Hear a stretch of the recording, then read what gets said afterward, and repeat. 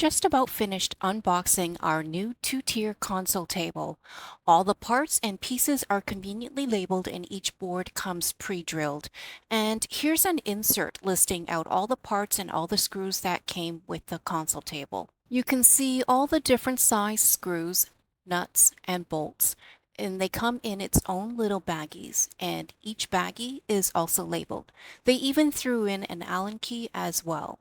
And here are the instructions that came with the table. The steps are numbered with diagrams explaining what piece gets connected together with the various screws.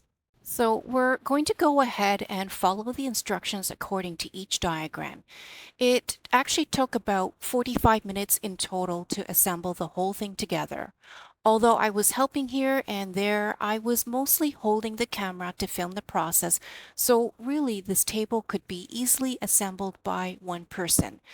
The instructions were bang on, very clear. The only tool we needed to pull out of our own toolbox was a screwdriver because not all the screws could be tightened with the Allen key provided. Other than that, the assembly was a breeze and they even gave us a few extras of each screw type.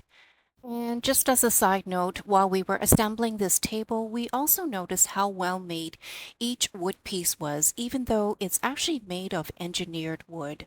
And here's the final look of the fully assembled two-tier console table. This one is the dark coffee version, but this same table also comes in black, all brown, as well as white. It measures 39.5 inches by 12 inches by 31.5 inches. This table is extremely sturdy and stable. It fits perfectly with more than ample table surface to place everything needed for the bathroom. There are two shelves, so we'll probably place some towels on the bottom shelf and keep the top one for lotions, sprays, and other everyday beauty items.